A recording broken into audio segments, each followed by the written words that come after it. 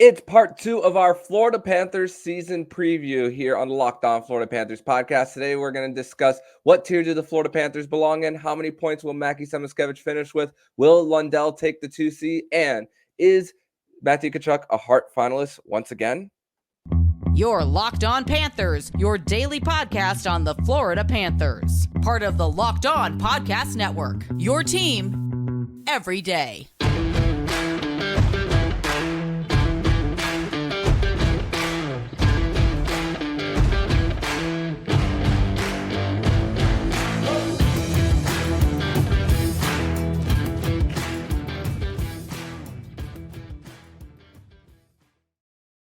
And welcome in once again to this special edition of the Locked On Florida Panthers podcast, part of the Locked On Podcast Network, where it's your team every day. Thank you for making the Locked On Florida Panthers podcast your first listen of the day. I'm Armando Velez from the Hockey News, and you can follow me on X at Monoman12. Follow the show account on X and Instagram at LO_FLA Panthers. And shout out to the everydayers who come back here and get your daily Florida Panthers fix. And today's episode is brought to you by Sleeper. Download the Sleeper app and use promo code LOCKEDONAHL to get up to a $100 match on your first deposit.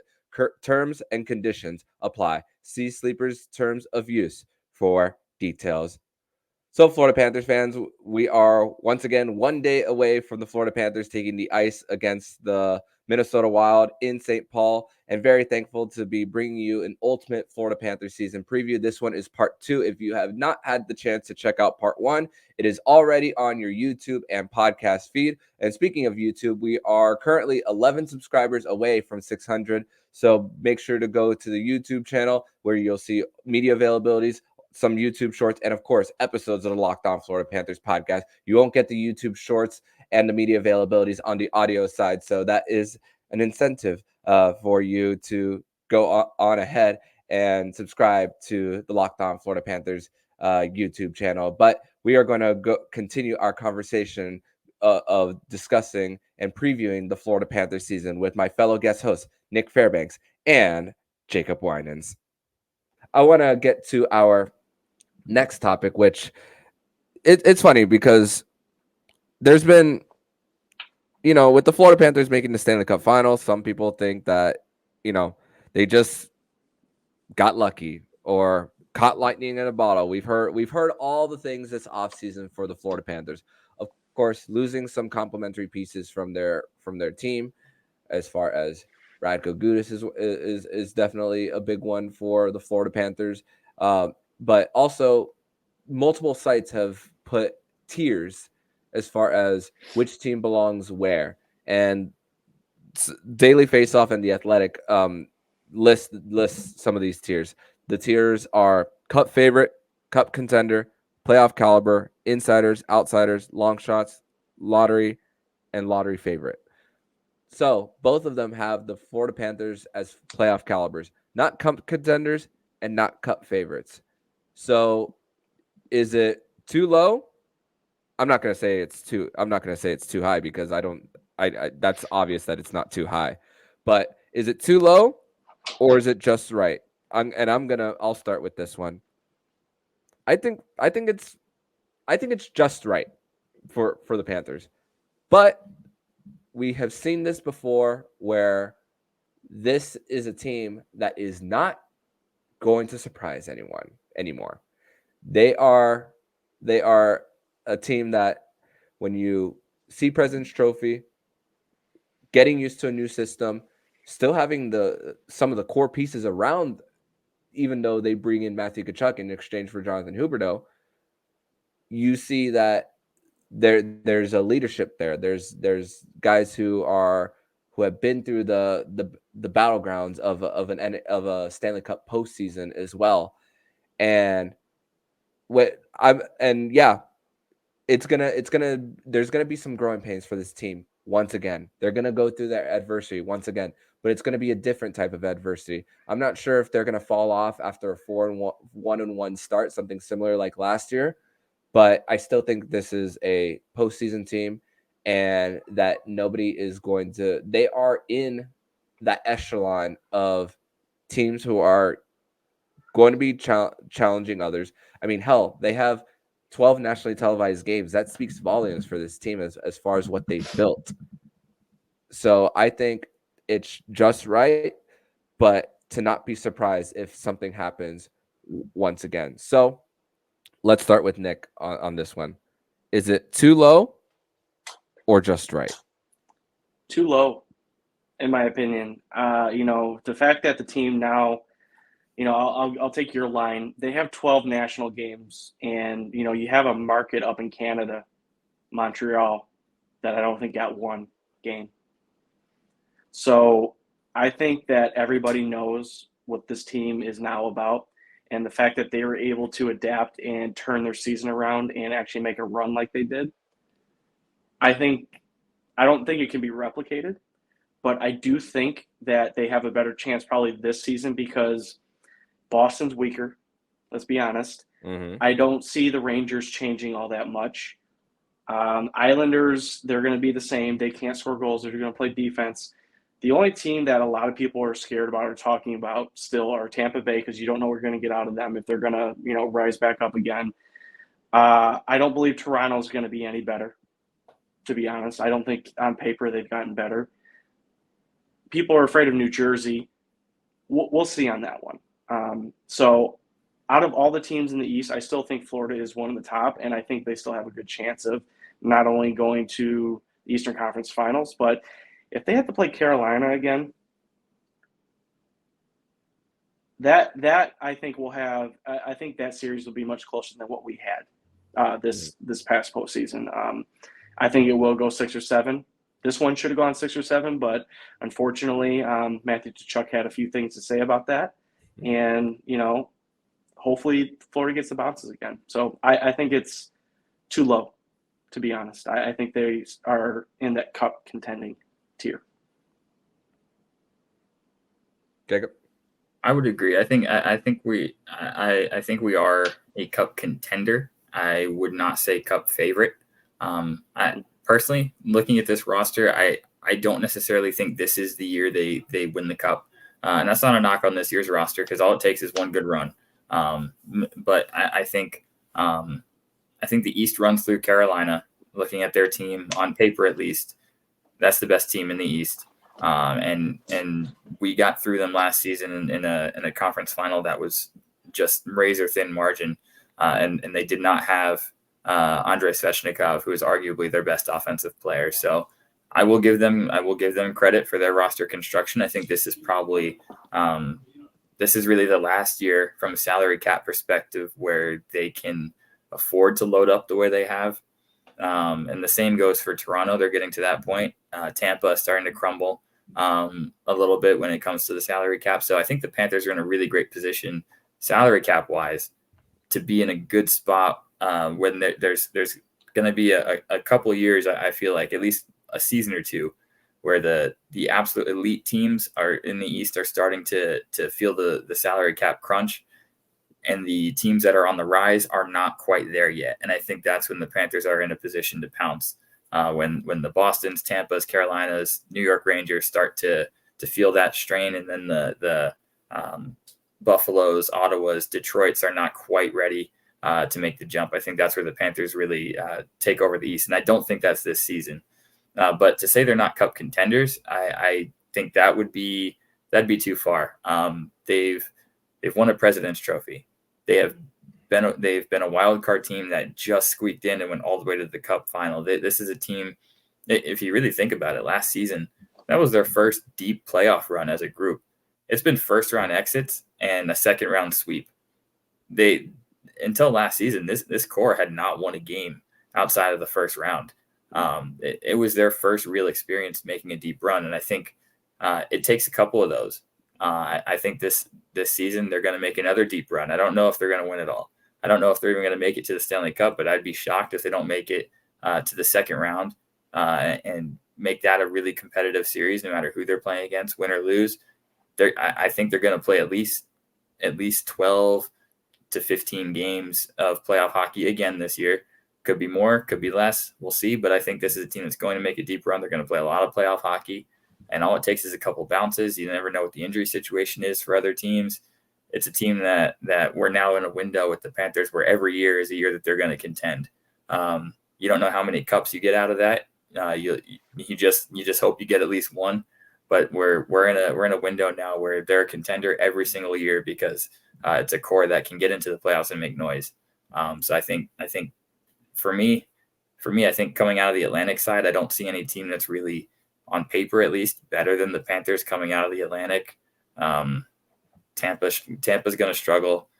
Toronto, they got better on paper maybe, but I mean, I'm a Dallas Cowboys fan, so I know what it's like to get your hopes up every year with on paper, and then the same old story. And I think that's really what Toronto is just going to continue to do, personally. In the Metro, I think you got Carolina, and we'll see what New Jersey's about. But for me, Panthers are our top 3, top 4 team in the East, regardless. So that puts them right in a contender spot. Yeah, and it's funny. Daily Faceoff has Boston the Cup contender status. Don't know if I agree with that one. Who are their centers? Is Charlie? I think Charlie Coyle is going to be playing 25 minutes a night. That's not a recipe for success. Yeah. So, but hey, they were up 3-1 against the Panthers when before Patrice Bergeron came back. So that's a lot of the points that I've heard that I've seen when people try to explain that as well. So. Hey, we'll see. That's why they got a great defense. I'll give them that. Yeah, we'll just see if they can score goals. Yes, correct. So that is definitely a good point as well. We're going to pause this conversation between me and my fellow guest host, Jacob Winans, and Nick Fairbanks for this edition of the Locked On Florida Panthers podcast to tell you guys all about Sleeper. And the NHL season is finally here. Will the Florida Panthers have the season we've been yearning for? I absolutely love the NHL. I know you do too, and that's why I want to tell you all about the Sleeper app. The Sleeper app is the official daily fantasy app of the Locked On NHL Network, and it's my go-to for daily fantasy sports and especially daily fantasy hockey. With Sleeper, you can win 100 times your cash on daily fantasy. The NHL has never been more exciting than it is now with studs like Connor McDavid, Alexander Ovechkin, Sidney Crosby, Cale Makar, and even Florida Panthers like Matthew Tkachuk and Alexander Barkov. Just pick more or less on stats for these stars on stats like goals, assists, saves, plus, minus, and more. You heard me, Panther fans. 100 times a payout on Sleeper. So start paying attention and get your picks right, and you could win big. Use promo code LOCKEDONNHL, and you'll get a $100 match on your first deposit. Terms and conditions apply. That's Locked On NHL. See Sleeper's terms of use for detail. This episode is also brought to you by BetterHelp. And do you ever feel like your brain is getting in your way? Sometimes balancing a job, a side hustle, being out with friends and having a social life, sometimes it can get in your own way, and then sometimes it can be overstimulating. Like, you know what you should do, what's good for you, but you just can't do it. Therapy helps you figure out what's holding you back so you can work for yourself instead of against yourself. And if you're thinking of starting therapy, give BetterHelp a try. It's entirely online, designed to be convenient, flexible, and suited to your schedule. Just fill out a brief questionnaire to get matched with a licensed therapist and switch therapists anytime for no additional charge. Make your brain your friend with BetterHelp. Visit BetterHelp.com/LockedOnNHL today to get 10% off your first month. Once again, visit BetterHelp.com/LockedOn today to get 10% off your first month. That's BetterHelp, HELP.com/LockedOnNHL. Let's go to our next topic as far as in the world of Florida Panthers, and let's go to one of the rookies. And let's go with Mackie Samoskevich. How many points will Mackie Samoskevich finish with? And let's start with Jacob here. I might get some hate for this because I might be lowballing him a little bit. His skill, he's got some real skill. But for me, I'm going to put him right around like 32. And that I could be way off. He could click on that second line, playing with Bennett and Tkachuk, and just absolutely explode and have a great rookie season. Not necessarily a Calder season because he unfortunately is a rookie in a year that includes Connor Bedard. So that's not Leo Carlson, Carlson, Zach Benson. Exactly. Tons of great rookies this season. Kind of unheard of how much rookie talent there is this year. So, which honestly for Mackie, I feel like that kind of helps him. You just fly under the radar a little bit. You don't have to be the biggest star in the rookie class. You can fly under the radar, be a complimentary piece, and see where that leads you. But for me, I'm going to put him at around 35. I think as a rookie, it's not going to be super easy to get points. If he's going to get power play time, he's going to have to earn it. And that's where a lot of rookies really find their offensive game early is power play time. And the Panthers are a team that have a lot of power play weapons, so it's going to be tough for him to earn those power play minutes. But I would not be shocked to see him finish with a season almost with like Frank Vetrano numbers, maybe a 15 goal, 20 assist season. And I think that's perfectly reasonable. And I think that would be a good start to his NHL career, but I'm going to put it right around 35 points. I'm going to call it 15 goals, 20 assists. And I hope I'm wrong. I hope he gets even more. Jacob, you took the words right out of my mouth. I'm really in the 30 to 35 point range. I don't want to put too much pressure or too much emphasis on his point production. I just want to make sure that, number one, he learns the NHL game. And then on top of that, he learns how to play with the talent that the Panthers have. So the fact is that he might be starting on the second line is huge. He'll be playing with Matthew Tkachuk, hopefully Sam Bennett soon enough. I think Tkachuk will be the facilitator. He'll be the guy down low. Bennett will be looking to pass or even shoot plenty himself, but I think he'd be a good complementary piece. So if he stays with that second line most of the season, I'll push it up to about 40. I could see him being a 20-20 guy. Now, if he goes down to the third line with Lundell, I could see him being more of maybe like a 15 and 20 kind of guy, just because I think he'll learn more of the game from Reinhart and be able to play off of Lundell, because Lundell is kind of opposite of, Alexander Barkov. I feel like he's a little bit more selfish. He'll want to take more shots, but he's also smart enough to know when to pass the puck off, and maybe Samoskevich has a better shot. I'll have to see it live to let you know, but 35 to 40, depending on what line he plays most of the season. Power play time, it's going to come down to injuries for me. If there's multiple weapons hurt, I could see him getting some time, but I don't think this is the season to put him on. Yeah, no, there's two things. There's two things with that, Nick. I want to piggyback on that point. There's two things with that: the power play time, but also the closing out games.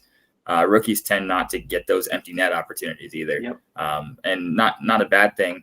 Just not necessarily the most responsible thing to put a rookie into those 6-on-5 situations. It's almost a penalty kill. So I don't expect him to get those empty net cheap points either. But hey, starting on if he gets to play on a line with Bennett and Tkachuk, definitely some open ice for him. And I feel like the physicality won't be as much as it'd be on another line, because those are two tough customers where if you touch our rookie, you might be eating a glove in the face. So yeah, just ask Jacob Slavin. Yep. Yeah. No doubt. And so I'm gonna say 40, but I'm gonna say 15 and 25. Not quite 20-20. I think that's a little ambitious to say 20 goals for Mackie Samoskevich, and for seeing some power play time in practice. I know it's practice versus the game. Being on the bumper position, he was asked by the media today about how he feels about being in that part of the ice, and he said that it's something that a place that he's played in college, something that he is used to, that he can get accumulated to once he plays a few games in the NHL. And also spoke about mentorship with Anton Lundell, because he is the most recent Panther as far as getting into the mix of the NHL game. So definitely looking up to him. And of course, Paul Maurice was also asked about that. And also it's not so much when it comes to relationships as far as coach to player, but how important it is player to player, as far as getting a feel of each other's game and all that stuff. So I'm not gonna expect Mackie Samoskevich to play second line minutes for a good majority of the season. So I think he's gonna get his opportunities. When push comes to shove and you need a guy to close out or a last minute goal, chances are you could put Nick Cousins back there as well for those situations, because Paul Maurice can just pull that out of his back pocket for a guy who's been there, done that. So I'm gonna say 15 and 25 and 40 points for the rookie Mackie Samoskevich. So next question, and I think this will be a good one for Nick as well here. And I'll go first before I hand it over to Nick for this question. Will Anton Lundell take the next step towards the 2C? And my answer for this is no. And I think he's gonna have a big year, but I think that the fact that the first move when Sam Bennett was hurt was to put Luosterainen there, says a little bit of something, but it also says something of the flexibility of wing to center. But I also think that move also says that you want to make sure that your center depth 1 to 3 is in good shape as well, because we're not used to seeing Anton Lundell on the wing and all.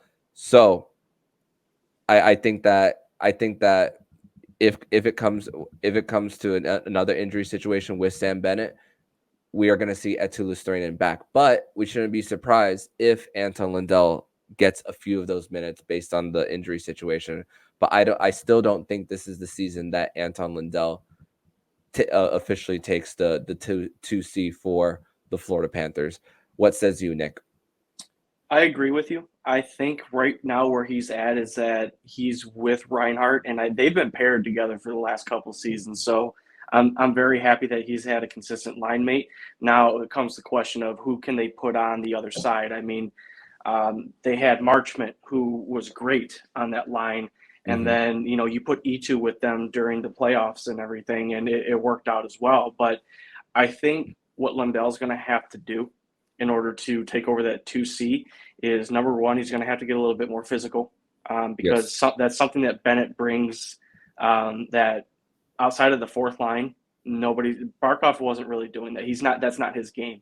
But I think that there's that element that needs to be there. If he's going to play with the Tkachuk, he's going to have some sandpaper to him. The other thing too is that I would love to see him actually be able to, I guess, differentiate himself from Barkov in a way. We've always dubbed him as Baby Barkov Jr., but I also want to see him be able to become his own player. And I don't know if that time is going to be now. I think that's going to be probably next season when we get more clarity on what's probably going on with Sam Reinhart's contract situation and probably what's going on with Sam Bennett if he can stay healthy. And also, maybe the Panthers have to move salary. Maybe that might be a contract, like they rumored last year that they might have to move in the offseason. So I'm going to say it's going to be one more season before he probably takes over. For me, I'm going to say no as well. But I think it's more because that second line, I think the second and third lines this season are really going to be a 2A and 2B type of situation. I think those two lines are as deep as they've been since the President's Trophy winning season. I think Lundell, like Nick said, he's tied to Reinhart. So if you have Lundell and Reinhart as your third line, then Barkov is obviously the first line, and Tkachuk is obviously the second line. So unless you're going to roll a Lundell, Tkachuk, Reinhart, which I don't see that happening at any point, that's Lundell is strictly a third line center, and that's not a knock on him. It's just the quality of depth that the Panthers have. I don't think you want to split up him and Rhino. And if Eetu is more versatile and can slide into that second line role when Bennett is out, because he does miss a chunk of games every year. It's unfortunate. I wouldn't call him injury prone. I think it's just a product of his play style. He's reckless. He's physical. He puts his body on the line every time he's on the ice, preseason or not, and that's where his injuries really come from. So not necessarily injury prone. That's just how he plays. and it's something you have to live with. But for me, yeah, Lundell's tied to Reinhart.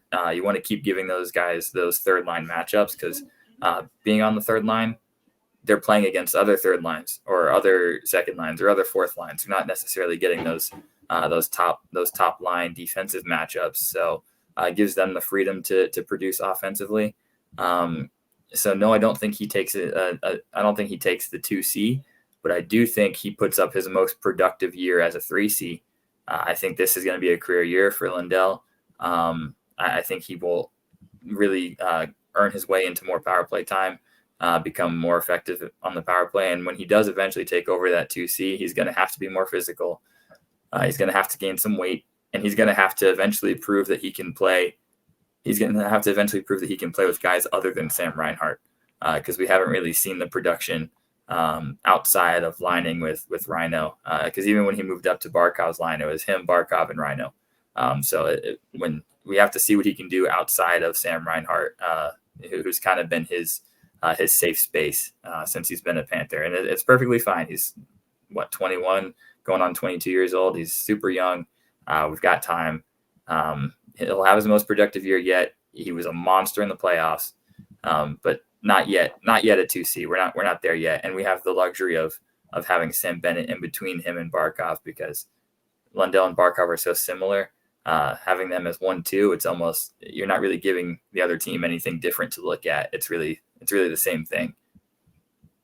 Yeah, and credit to Paul Maurice for recognizing that as far as putting guys together. Even probably was watching some tape about when Lundell was with Sam Reinhart and that line with Mason Marchment as well the year prior and all, and of course needs to up his physical game as well in order to and all. And there's a lot of third lines with when you compare them to Florida and you look at Florida's and you say, that's a third line that I would definitely take over a lot of teams in the National Hockey League, which once again, we've preached all off season about the Panthers top 9 just being the biggest strength of the team as well.